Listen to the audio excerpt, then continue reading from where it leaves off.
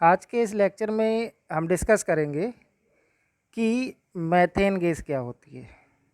तो देखो, सबसे पहले यहाँ पर हम देखते हैं कि मीथेन का अणुसूत्र क्या होता है और इसका संरचना सूत्र क्या होता है। मीथेन गैस से भी क्वेश्चन लगभग बनता है एग्जाम में। तो मीथेन का जो अणुसूत्र होता है वो होता है CH4। ध्यान रखना, मीथेन का जो अणुसूत्र होता है CH4। और लास्ट लेक्चर में हमने आपको बताया था कि मीथेन क्या है, एक संतृप्त हाइड्रोकार्बन है। मीथेन एक संतृप्त हाइड्रोकार्बन है। तो देखो, आज हम मीथेन गैस के बारे में पढ़ेंगे। तो मीथेन का अणुसूत्र क्या होता है CH4। और इसका जो संरचना सूत्र होगा, तो देखो कार्बन और यहाँ पर क्या है CH4 है।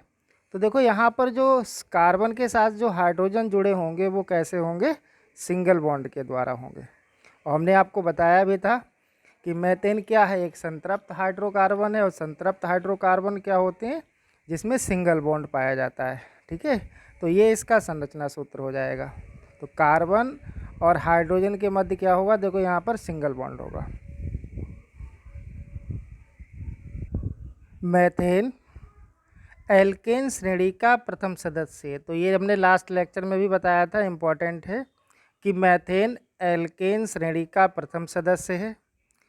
और मीथेन दलदली स्थानों, वनस्पतियों और जीवधारियों के क्षय के कारण बुलबुलों के रूप में उत्पन्न होती है।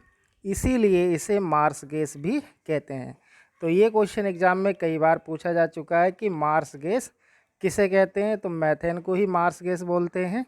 तो मीथेन गैस दलदली स्थानों, वनस्पतियों और जीवधारियों के क्षय के कारण बुलबुलों के रूप में उत्पन्न होती है, इसीलिए इसे मार्स गैस कहते हैं।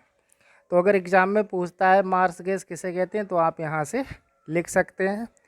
अब देखो, यहाँ से इम्पोर्टेंट पॉइंट आएंगे कि कोयले की खानों से निकलने वाली गैसों में, कोयले की खानों से निकलने वाली गैसों में मीथेन की मात्रा 40% तक होती है। ध्यान रखना आप कि कोयले की खानों से निकलने वाली गैसों में मीथेन की जो मात्रा होती है वो 40% तक होती है, जिसके कारण उसमें आग लग जाती है।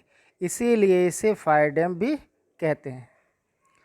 अगला देखो, यहाँ पे पॉइंट है कि पेट्रोलियम से निकलने वाली प्राकृतिक गैस में मीथेन गैस 90% तक होती है।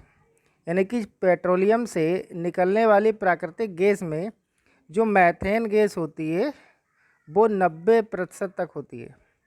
और अगला पॉइंट है कि कोल गैस में, जो कोल गैस होती है, कोल गैस में 35 से 45% तक मीथेन पाई जाती है। तो ध्यान रखना, ये सभी बहुत ही इंपॉर्टेंट पॉइंट हैं। अब डिस्कस करेंगे कि मीथेन गैस की प्रयोगशाला विधि। तो देखो, प्रयोगशाला में क्या होता है, मीथेन गैस कैसे प्राप्त होती है। तो प्रयोगशाला में मीथेन गैस निर्जलीय सोडियम एसीटेट, निर्जलीय सोडियम एसीटेट यानी कि इसका जो फार्मूला होता है वो होता है आपका CH3COONA।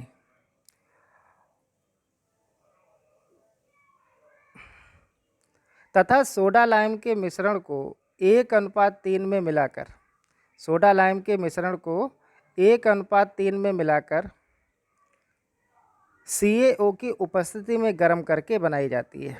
तो देखो, यहाँ पर फिर से देखते हैं कि प्रयोगशाला में मीथेन गैस निर्जलीय सोडियम एसीटेट, और निर्जलीय सोडियम एसीटेट क्या होता है, यहाँ पे हमने लिख रखा है ये CH3COONA, तथा सोडा लाइम, और सोडा लाइम होता है NaOH यानी कि सोडियम हाइड्रोक्साइड के मिश्रण को 1:3 में मिलाकर CaO यानी कि ये चूना होता है, कैल्शियम ऑक्साइड, CaO की उपस्थिति में गर्म करके बनाई जाती है।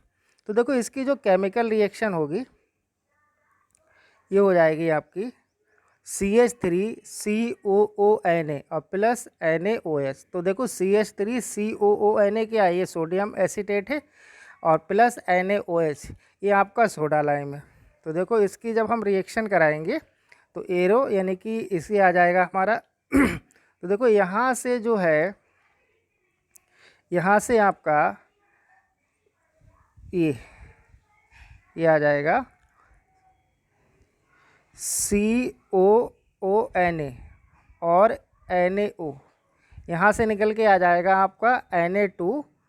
तो देखो Na और Na क्या हो जाएगा Na2 और COO और एक ऑक्सीजन का ये तो CO3, तो ये निकल के आ जाएगा Na2CO3 अब प्लस CH4। अब देखो CH4 CH3 आपका ये हो जाएगा और ये इससे बॉन्ड बना लेगा, तो ये हो जाएगा आपका CH4। तो ये हो जाएगी आपकी CH4 क्या हो जाएगी मैथेन। तो ये इसकी केमिकल रिएक्शन हो जाएगी, आप याद रखना। अब मैथेन गैस के भौतिक गुण के बारे में डिस्कस करते हैं। तो देखो पहला पॉइंट है कि मैथेन गैस एक रंगहीन, गंधहीन तथा स्वादहीन गैस है। सेकेंड पॉइंट है मैथेन गैस वायु से हल्की होती है।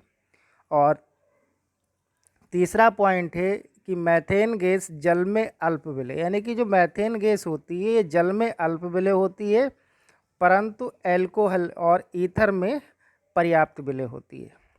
नेक्स्ट पॉइंट है -164 डिग्री सेंटीग्रेड पर मैथेन गैस जो होती है वो द्रव में परिवर्तित हो जाती है और -185 डिग्री सेंटीग्रेड पर ये ठोस में बदल जाती है।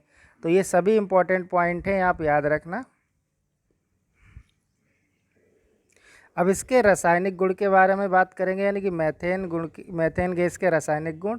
तो देखो यहाँ पर इसके बहुत से रासायनिक गुण होते हैं, लेकिन यहाँ पर हमने दो ही मेंशन किए हैं। तो देखो पहला है दहन। तो देखो दहन में क्या होता है कि मैथेन वायु में ऑक्सीजन से क्रिया करके, यानी कि जो मैथेन गैस है वो एयर में ऑक्सीजन से क्रिया करके कार्बन डाइऑक्साइड गैस और जलवाष्प यानी कि H2O बनाती है। तो देखो यहाँ से क्या हो जाएगा आपका ये CH4 मैथेन हो गया और ये आपका हो जाएगा 2O2, यानी कि 2O2 इसको आप ऐसे लिख सकते हो 2O2, ठीक है। तो ये ऑक्सीजन हो जाएगा, इसका ये दो मॉलिक्यूल्स हो जाएंगे। तो CO2 यानी कि CH4 की ऑक्सीजन से जब आप रिएक्ट कराएंगे तो आपको क्या मिलेगा, आपने क्या लिखा, मैथेन वायु में ऑक्सीजन से क्रिया करके कार्बन डाइऑक्साइड गैस और जलवाष्प बनाती है। तो देखो CH4 क्या हो गया, मैथेन हो गया और प्लस 2O2, यानी कि ये ऑक्सीजन हो जाएगा। O2 क्या होता है, ऑक्सीजन हो जाता है। जब मैथेन गैस ऑक्सीजन की और मैथेन गैस की ऑक्सीजन से रिएक्ट कराएंगे तो क्या निकलेगा, कार्बन डाइऑक्साइड। तो ये हो जाएगा आपका CO2 और प्लस जलवाष्प, और जलवाष्प क्या हो जाएगा 2H2O, ठीक है। नेक्स्ट देखते हैं ओजोन के साथ क्रिया, यानी कि मैथेन की ओजोन के साथ क्रिया कराएंगे तो क्या होगा। तो देखो मैथेन ओजोन से क्रिया करके HCHO बनाती है और HCHO क्या है, ये फॉर्मल्डिहाइड होता है, ठीक है।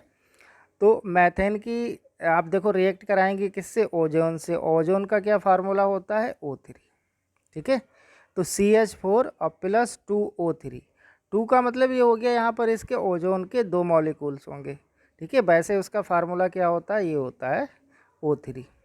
तो CH4 प्लस 2O3 जब इसकी रिएक्शन कराएंगे तब आपको प्राप्त होगा फॉर्मल्डिहाइड, और फॉर्मल्डिहाइड का फार्मूला क्या है, HCHO और प्लस H2O और प्लस 2O2। तो मैथेन ओजोन से रिएक्ट करके फॉर्मल्डिहाइड बनाती है, ये ध्यान रखना आप।